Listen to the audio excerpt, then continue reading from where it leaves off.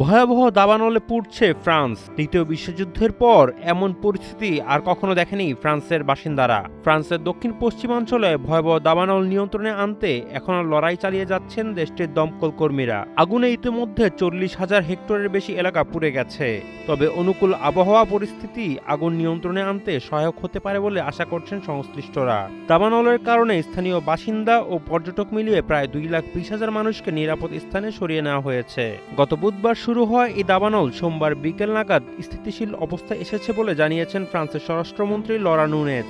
তবে আগুন এখনো পুরোপুরি নিয়ন্ত্রণে আসেনি। সবচেয়ে বড় উদ্বেগ তৈরি হয়েছে ফ্রান্সের গুরুত্বপূর্ণ শহর ও বিশ্বখ্যাত মদ উৎপাদন অঞ্চল বোর্দোকে ঘিরে। এক্সট্রিম মশার কয়েল প্ল্যান্ট ফাইবার দিয়ে তৈরি, তাই সহজে ভাঙে না, সুগন্ধিযুক্ত ও নিরবিচ্ছিন্নভাবে জ্বলে। ডেঙ্গু, চিকুনগুনিয়া বাহি সহ যে কোনো মশার বিরুদ্ধে দেয় এক্সট্রিম সুরক্ষা। দাবানলের আগুন এখন বোর্দোর প্রধান নগর এলাকার প্রবেশপথ থেকে মাত্র 15 কিলোমিটার দূরে অবস্থান করছে। ফলে পরিস্থিতির ওপর নিবিড় নজর রাখছে কর্তৃপক্ষ।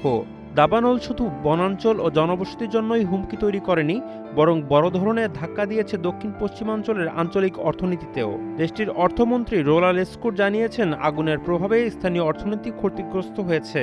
অঞ্চলটি ফ্রান্সের মদ উৎপাদনের অন্যতম প্রধান কেন্দ্র হওয়ার পাশাপাশি জনপ্রিয় পর্যটন গন্তব্য।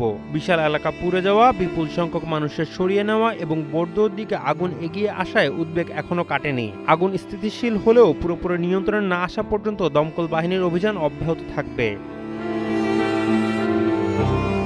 শাহেদ আলম ফাহিম, কালের কণ্ঠ।